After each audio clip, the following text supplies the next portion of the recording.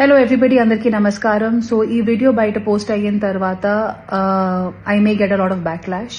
కానీ ఈ వీడియో వచ్చి ఎలాంటి పొలిటికల్ థాట్ ప్రాసెస్ కానీ మన ఏపీ తెలంగాణలో కానీ మన కంట్రీలో జరుగుతున్న డెవలప్మెంట్కి విరుద్ధంగా కానీ నేను పోస్ట్ చేయట్లేదు. హెచ్సియూలో జరుగుతున్న పోరాటం గురించి అందరికీ తెలుసు. అండ్ అందరూ సోషల్ మీడియాలో ఆల్ ఐజ్ ఆన్ హెచ్సియూ అనే పోస్టులు కూడా పెడుతున్నారు.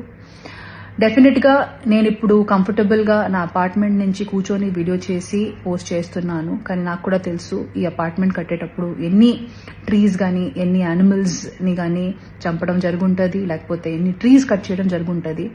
So it is very easy for me to sit and make this video and talk about what is right and what is wrong.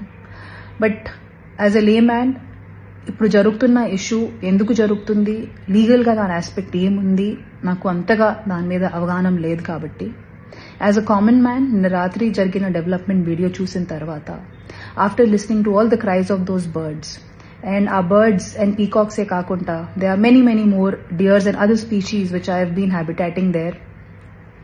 Maybe this is our chance to redeem hour selves.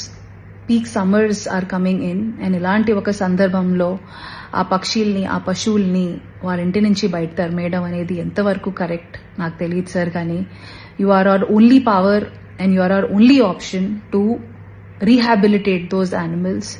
So please ఆ పక్షుల్ని కూడా దృష్టిలో పెట్టుకొని ఒక positive అప్రోచ్తో మీరు మీ next decisions తీసుకుంటారు అనేది మనస్ఫూర్తిగా కోరుకుంటున్నాము.